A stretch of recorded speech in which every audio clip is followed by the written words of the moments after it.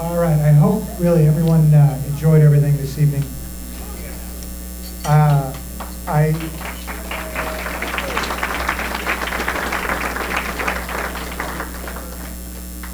met someone earlier tonight. She gave me her card, and in retrospect, I think I should have introduced her also. And her card says Patricia, but she said don't bother with that. Just call me Patty. It's Patty Cafaretta, who's former state treasurer. So just want to say hi.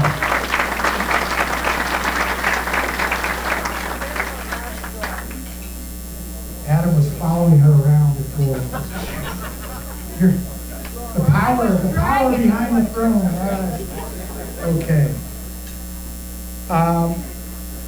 We're going to bring on our speakers now, but before we do that, I have a pleasant fundraising announcement to make, and that is that Adam Laxalt has kindly, only because he loved the food so much, he's kindly donated $250 to the Douglas County Republican Central Committee. Thank you very much.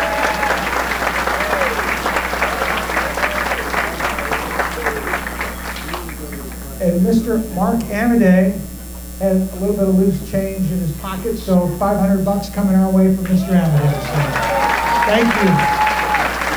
Thank you.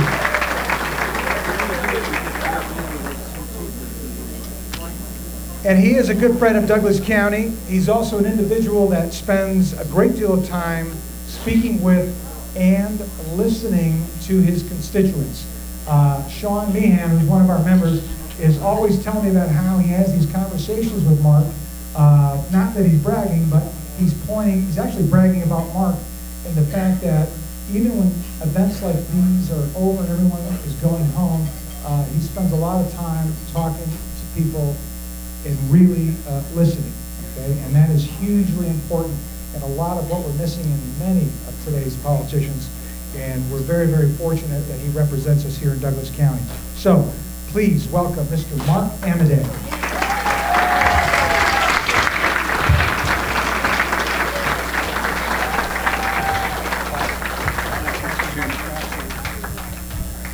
Thank you for that kind Douglas County welcome, Mr. Chairman.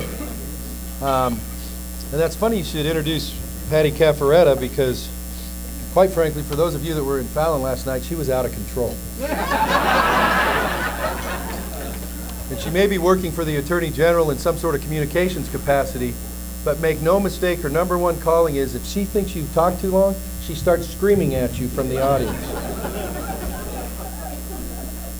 Good to see you, Patty. I'm done now, so if you have any questions.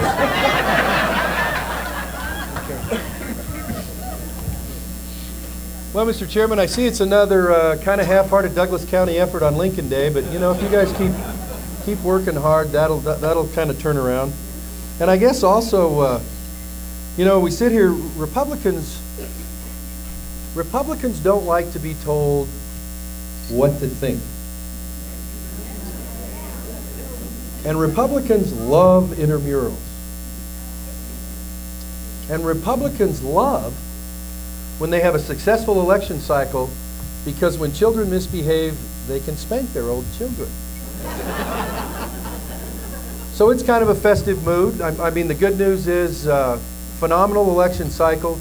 The good news is for the first time in a lot of Lincoln Days that I've been to, we have an Attorney General for the state of Nevada in attendance at a Lincoln Day there.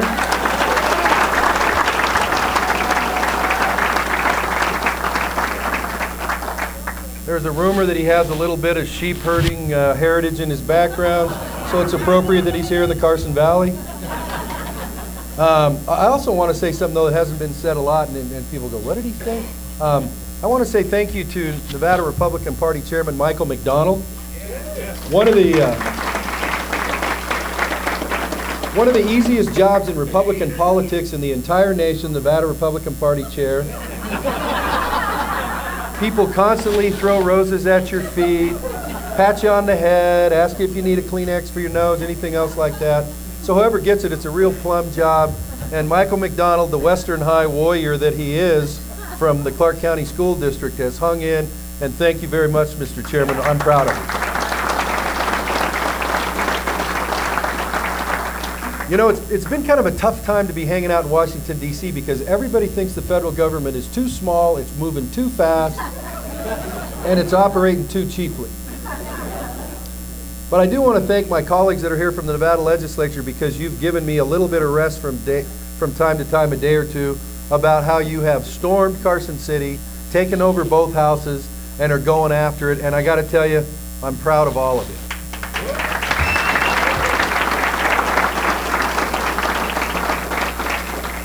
I also want to take a special moment just to say that there was a guy who was elected treasurer here, Dan Smith Schwartz. Dan Schwartz, I think, was the guy's name. And the last time I checked, they still had that amendment that had to do with freedom of speech. And he, along with the guy who was elected the comptroller, somehow, I don't know whether they got lost in a snowstorm. Wasn't in Nevada if it was, but anyhow, they got lost and they decided they had some thoughts on maybe a budget or something like that. Now, God forbid that a statewide elected official would have any thoughts about the budget. But I do want to tell the treasurer here in front of the Douglas County crowd, it's like, listen, I'm proud of you too. You know what?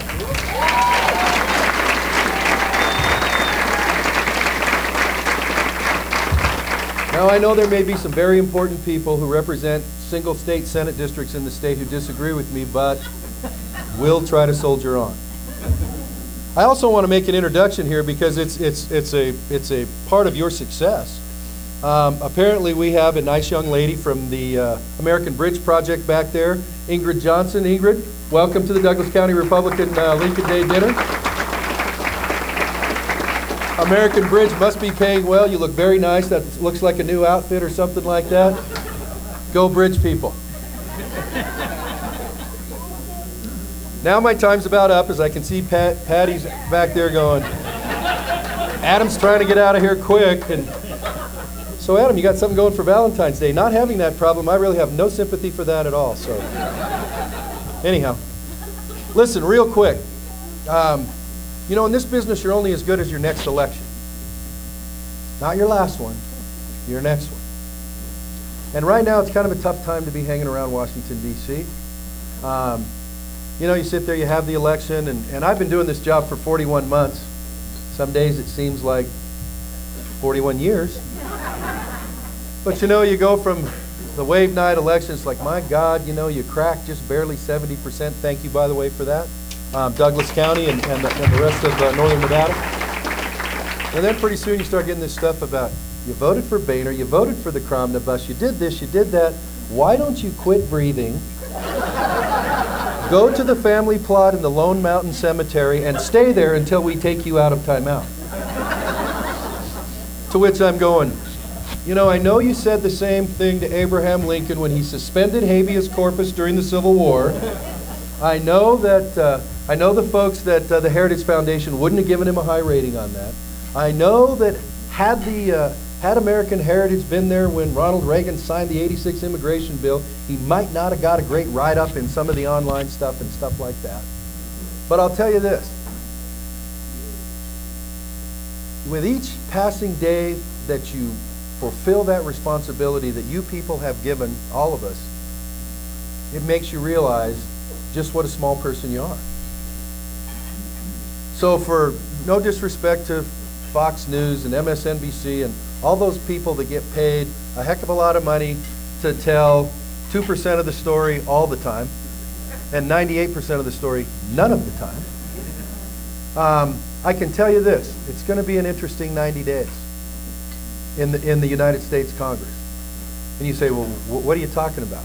It's like, listen, that Cromnibus stuff, that 60-day deal on Homeland Security, that was because for those who hadn't checked their scorecard, there was a guy by the name of Harry Reid that was still in charge of the United States Senate until December 31st. I know that's a fact that many of us would like to forget, but so it's like, okay, pick up 11 seats in the Senate, here we go, we're going to get that Homeland Security stuff squared away. Guess what? We may not. We may not.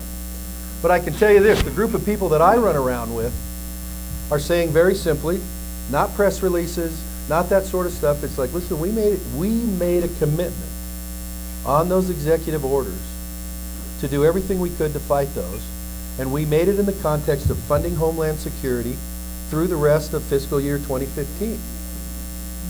And so I'll just, forewarned is forearmed. I don't know whether a minority of Republicans in the House will vote with a majority of Democrats in the House to pass a bill, but those of us who made a commitment to say this will not stand for these executive orders are going to stick by it.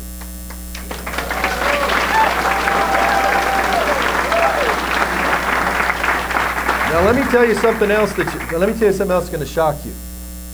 It will be the Republicans' fault. So for those of you that are kind of like this, do whatever you got to do to stop the shaking. Okay? And listen, no disrespect to those professionals that work in the Department of Homeland Security. I mean, that might be worse than working in Washington, D.C. these days. And you say, my God, the nation's security. It's like, nope, nobody's in favor of having that lowered at this point in time. But remember, under this administration, that's the outfit that pulled back a mile off the border to let 60,000 juveniles come into the country not that long ago last year. That's not Homeland Security. That's the outfit that under prosecutorial discretion has basically said, you can hook up as many as you want, we're just not gonna. So, none of it will be pleasant. And I remember the last time there was something along the lines of a shutdown and it was all the Republicans' fault. My God, they've shut the parks down. My God, they've done this, they've done that. It's like, guess what? I don't know where it's going to end up, but standing aside and letting that stuff stand it's not an emotional thing. Look at my hands. My knuckles are not white. It's simply a message that needs to be followed through and sent. So, I want to finish on this though, because I can see a lot of people out there frowning and go, God, he's talking about Washington, D.C., and I felt so good when I came in here. 4 facts you will not hear. You will not hear. Not that it's like, hey, mission accomplished, let's put a banner up somewhere and spike the ball and all that stuff that you've seen. But in the last 4 years, with Republicans running the House of Representatives until a month ago and nothing else, when I came in, the budget deficit in this country was $1.2 trillion a year. This year the proposed one is a little over $500 million. Now, nobody should be doing the happy dance over a little over $500 million, but where I come from, that's a cut in the annual deficit of more than half. That's heading the right way, I would submit. Not that I'm telling it, nobody leave the room and say, Amity told me what to think. Barack Obama has less discretionary spending in this budget than George Bush had in his last one. Not time to spike the ball, that's heading in the right direction. The Environmental Protection Agency has been defunded to the equivalent of 2,000 positions. They are funded at 1989 levels. Please feel free to check this. IRS has been defunded to the tune of $360 million. The job is not done. But when you're sitting there going, what the heck are you guys doing back there? How come it takes so long? And blah, blah, blah, blah, blah. It's like, there is progress being made on some of these fronts. But I'm going to end where I started.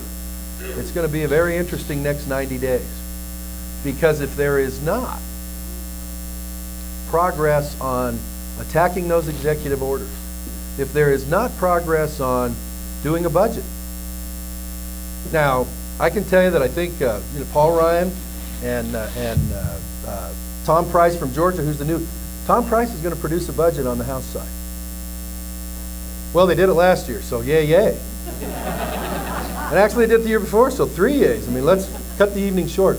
But anyhow, you'll have ample opportunity, if you're interested in the facts, to see who's doing what to who. But I'll tell you this. At the end of the day, you're only as good as the people that give you the job.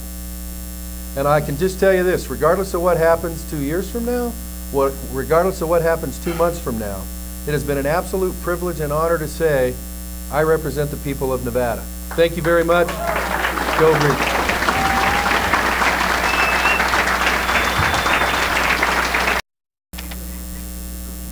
Our next speaker is someone who works tirelessly at promoting the Republican message. He's focused on supporting all the counties in the state, and he provides an avenue for each Republican Central Committee throughout the state to have a voice and an opportunity to share in the success. And so with that, I present to you Nevada Republican Party State Chairman, Mr. Michael McDonald. I said it a couple years ago, and obviously Marco was listening, never put me behind Mark Amodei. Worst thing that happens when you get behind Congressman Amodei is, the guy could be a comedian, he could be a politician, he could be a comedian. He's probably one of the greatest individuals we've ever elected to this office, and it'd be a fool's to all of us if we don't send him back to Washington to do our work. Congressman, I mean that. When I was a lonely city councilman and had a lobby up at the state, and we also lobbied on behalf of police issues, that's when I had a real good chance to meet Congressman Amodei. And his door was always open. And that's how lucky we are, ladies and gentlemen. We have our elected officials that have an open door policy. Go to other states. Look around. When you're in other states, you have to make an appointment to sit down and talk to your state senator, your assemblyman. And it's the greatest privilege we have in Nevada because they're one of us. I can tell you the privilege I have with Brian Krolicki. I had his cell, and I was a nobody. I'm still a nobody. Well, I don't know if chairman's phone. I'm the whipping post sometimes. But I was a nobody, and I could still get a hold of our lieutenant governor. Imagine a common guy like myself being able to get a hold of lieutenant governor and ask him a question. You can't do that in other states. So we cannot lose that. We cannot lose that privilege. We have to make sure we back our elected officials. We can't have quarrels in open public that sell out every Republican that's done something for the state, especially our elected officials. They need our support. Look, we're all busy. Trust me, I know that. And many of you, I answer your phone calls as much as I can. But I can tell you, when there's an issue at the legislature, take some time out. Stand with them. Show your support. Testify. Get up there. When Congressman Amodei has something on the Hill, be there for him. Senator Heller, same thing. You won't regret it. I sat here a couple years ago, and I proclaimed we would take the Senate. I believed it. My first election, when everything went kind of bad, and I think I got a lot of friends, but when James Smack looked at me and says, all right, you're going to be chairman. And, when Mark Amodei did it, it was so glorious. It was like, hey, Chairman Amodei, and, he had everything. He was great. He had a bunch of money in the bank, and he had the glib, the glam, the smile. I thought you liked me. I really did, man. We got along so great. So here we go. We go into 2012. I get elected chairman, and it's kind of like, for those of you that are rodeo folks, I could give it up for the rodeo people, please. Yes. Because any man or woman that can get on a bull and ride that, I can attest that was 2012. Because I got elected 5 days before the convention, and it's like James opened the chute and said, see you, Mike. You know how 2012 turned out. And I can tell you it was all my fault. If anybody asks, it was, when you lose, you're the chairman, you're the captain of the Titanic. And I found out what that meant. And I can tell you that goes on the shoulders. And we made one thing. I made everybody a promise that I would bring people together. And I can tell you the talent lies with Jim DeGraff, your party member right here. He keeps the party going. He's the man that makes it happen.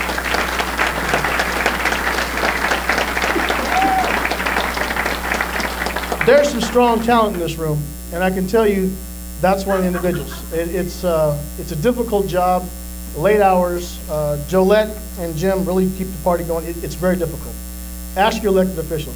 And the party's there to help elected officials. We're not there to govern. That's their job. We're kind of like we're like the missiles. We do our part off the launching pad to get them elected, and we have to have faith that they get elected and they keep going with the promises that they said.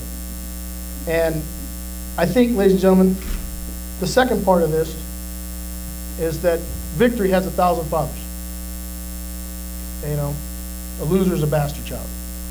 Well, I can tell you, I'm glad that we have 1,000 fathers and mothers in this room, because each of you are what pushed that red wave in Nevada. They can say whatever they want. They can say the Democrats didn't show up. They can say that, you know, the unions are upset with what's happening.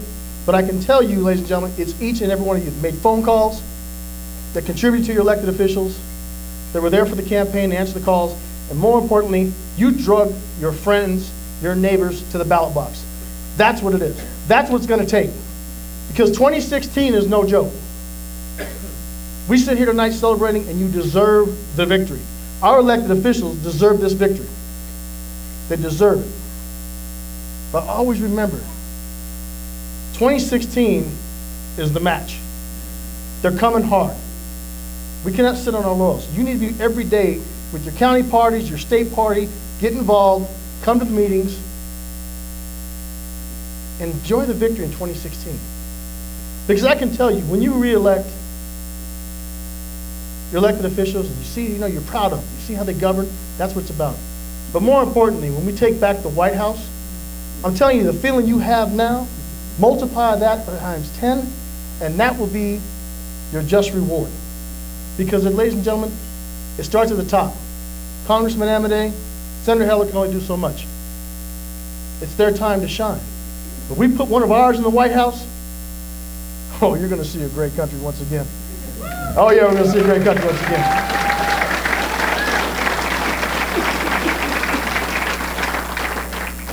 We've seen from time to time, and I promise I'll get up stage. Give me that swirl, yeah.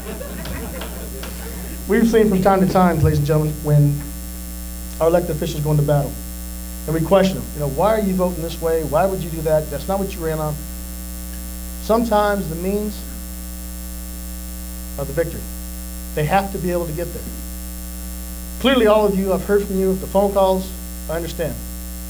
You know, Dan Schwartz, our treasurer, you know, they call it the Fighting Irish, so it's Dan McSchwartz now. We're very, you know, it takes a lot of guts to be able to do, you know, they're on the job, what, 30-some, 40 days? And it takes a lot of guts to be able to say, look, there was a call to answer. If you think you can do it better, do it. And Ron Connect and Dan McSchwartz, McSchwartz, decided, Danny Boy, decided to answer that call. And it takes a lot of guts to do that. Just as much guts as it takes to go after the President of the United States as our Attorney General did.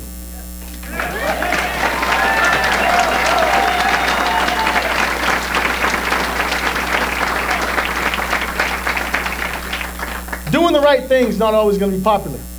Doing the right thing is what you ran on, and you fight for the people. I can tell you, I am so proud. Our Attorney General is not doing it for name recognition. It's what he said on the campaign trail. I had the privilege to travel with him, his beautiful wife, and his daughter, and I can tell you, that's a family man who did what he said he was going to do, and he stood up for each and everybody in this room. In case you haven't known, that's what it's about. That's what it's all about.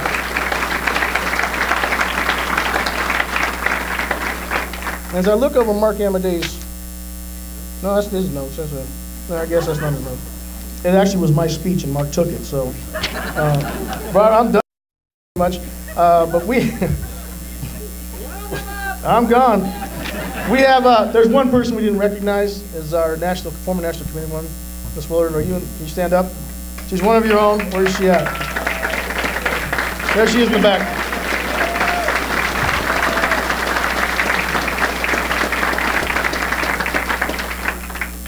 This is not an easy job as chairman. As any party member, I can tell you, congressmen may joke about it, but it's not. It is a very difficult job because a lot of times you have to be referee and you have to stand between some of our elected officials that are strong-willed. We want strong-willed elected officials. But sometimes we have to remember and teach them, remind them, that you're servants. You serve us. This is not about you going to another office. This is not about you going to a higher office. And this sure the hell isn't for you to get newspaper clippings and grandstand. This is about serving us. And you know what? I'm proud of every one of our elected officials. We need to stand with them, fight for them. Congressman Amedee, next time I am not going to speak behind you ever again, okay? So Marco, God bless each and every one of you, and please stand behind your party get involved with your county, and support your people. Thank you very much.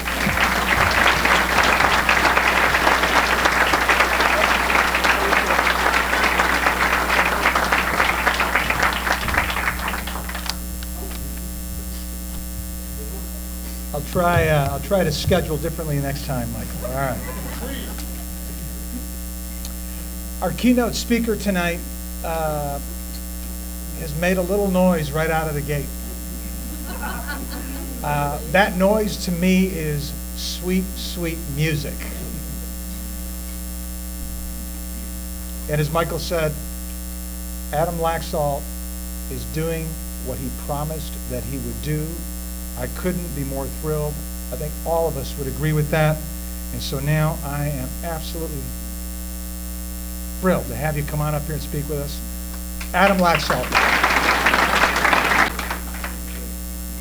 Well, I want to make sure that I am not following Mark Amodei next time now.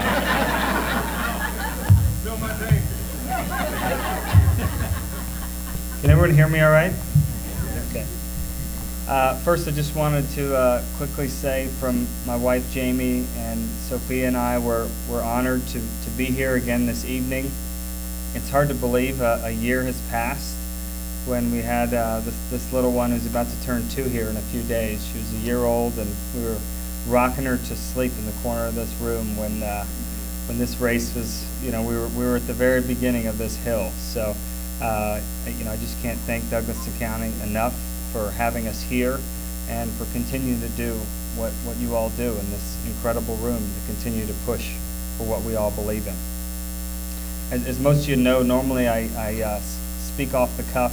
Those that saw me on the trail last year, but I want to do something a little different in honor of our two, both Reagan and Lincoln for tonight. So I put some words to paper, and I'm going to discuss those tonight with you all.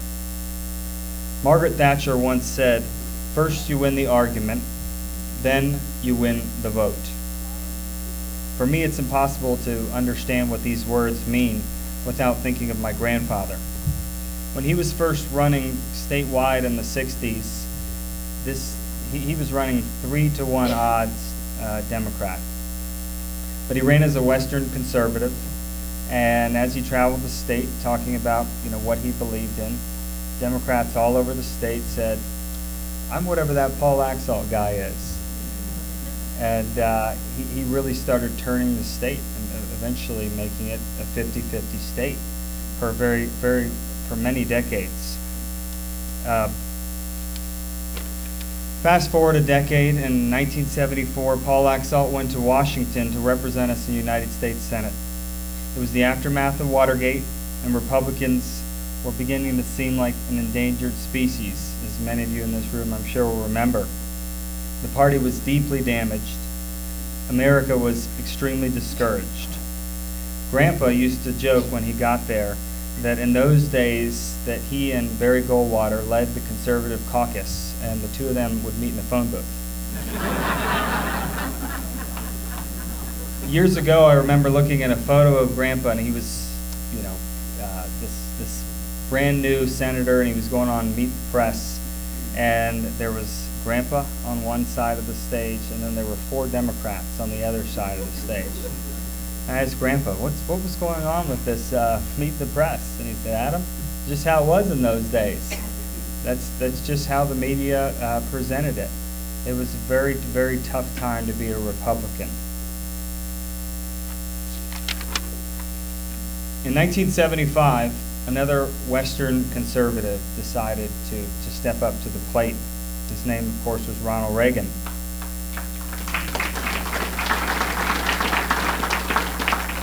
He decided to challenge a sitting Republican president for a nomination. Imagine that. Everyone's concerned about nominations and all of these races and inter-party battles. Ronald Reagan took on a sitting Republican president. And of the 100 sitting U.S. senators, Grandpa was one of 2 that supported Ronald Reagan. Many observers shook their heads in disbelief that this promising freshman from Nevada would decide to become Ronald Reagan's national campaign chairman. He might have had a bright future, many thought, but it looked like he had just committed political suicide. Agreeing with Reagan was one thing, but to go all the way out and to publicly put yourself out there, that was an entirely different step. And they were fairly certain that it would be the end of Paul Laxalt. He ended up going far further than just putting his name on the line at the front end. He campaigned in 42 states. He worked tirelessly to try to get Ronald Reagan nominated that year. And he eventually, as the chairman of Citizens for Reagan, put Reagan's name in the nomination ballot at the convention. Grandpa has said repeatedly that the day after he launched Reagan's campaign, not a single senator would come near him on the U.S. Senate floor. He said, indeed, he felt like a leper. As time went on, however, as the year went on, I should say, certainly a lot of senators started coming around finding out what's going on with this Ronald Reagan campaign. In that fateful year, my grandfather recognized something very important, something that I try to remember all the time. Paul Laxalt understood that to challenge the prevailing status quo of an ever-expanding government, of a stagnant economy, a discouraged nation, something more was needed than a watered-down version of what had brought America to that point in time. He understood that offering to grow government a bit slower, to raise taxes a bit less, and to regulate business slightly less severely was not the way forward. He knew that such an approach did not go to the core of the problem. Paul Laxalt understood that turning the country around was more than a political calculus. The question was not merely what candidate could be elected in 1976, but what candidate could persuade America to be the great country that it was and that he knew it could be again. In Ronald Reagan, Paul Laxalt saw that man. Well, we all know how that story turned out.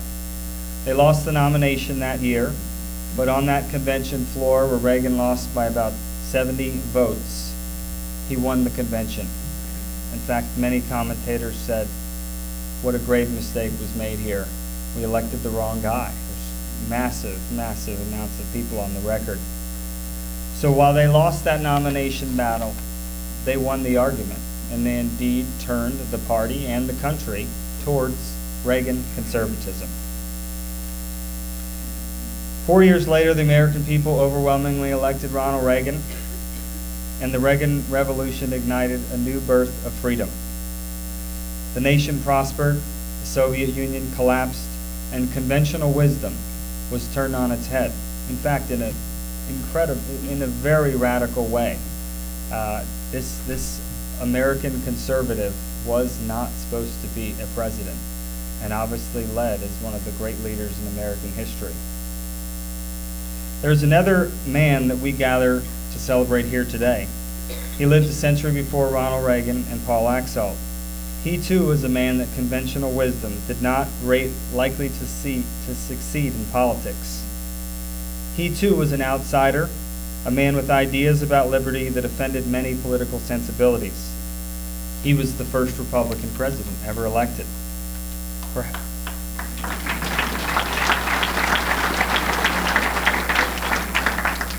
Perhaps more than any other man to ever occupy the White House, Abraham Lincoln put this country ahead of politics. When the horrors of the Civil War threatened to rip apart our nation, Lincoln held us together. He left us more free than we were before. He is called by many our greatest president, and perhaps even more justly, one of the greatest Americans. Lincoln and Reagan stand as giants in our history because they kept America moored in our greatest principles. The times when the nation stood at profound crossroads, they led with sufficient courage until the nation followed their path.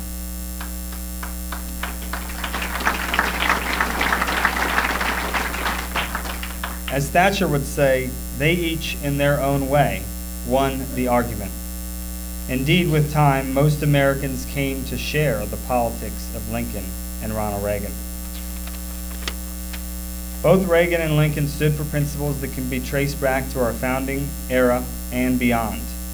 During the Constitutional Convention in Philadelphia, Benjamin Franklin was famously asked, "What kind of government were we to have?" His immortal answer was, "A republic, if we can keep it." Lincoln and Reagan fought to keep our republic. That duty remains for each generation, and our time, like each of theirs, is a time that calls for political courage. Today we must remain vigilant in defense of our nation and fight to preserve the rule of law, limited government, and ordered liberty.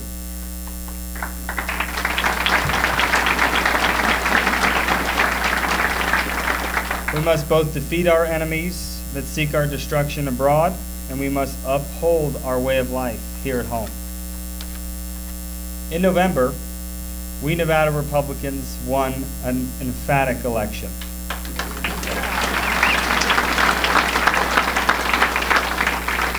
In particular, Douglas almost single-handedly delivered statewides like me.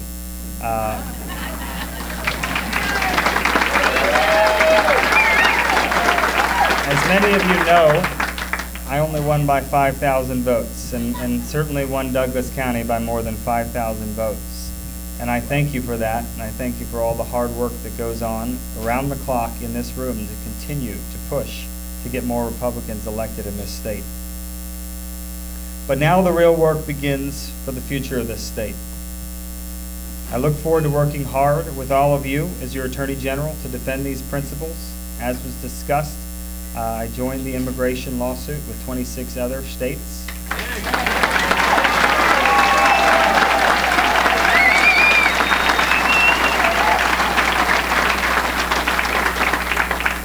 And we will continue to look for lawsuits that we need to defend this state. The Attorney General's job is unique now. It's not the same job that existed a decade or 2 or 3 decades ago. We're facing a president that is doing things that no president has ever done in the history of America. And thankfully, we have a new situation where we've gone from 9 Republican AGs in 1999 to 27 today.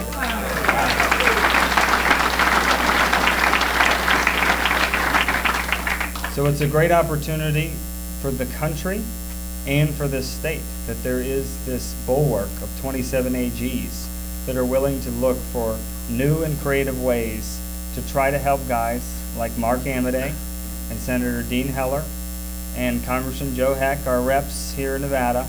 They're fighting the battle, and the goal of the Attorney General is to put that back into the hands our constitutional system has prescribed, our U.S. Congress. And we will continue to look for paths to do that, and I will continue to fight for this state.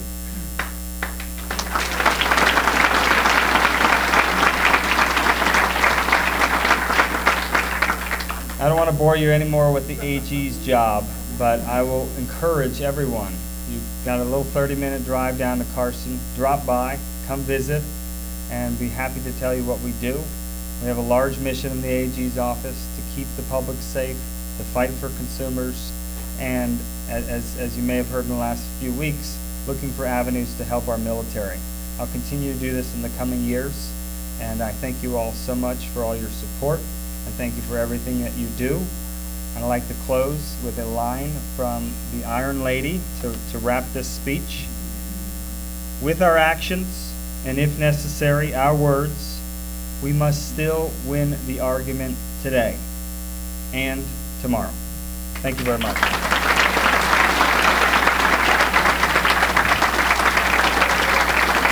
Thank you very much.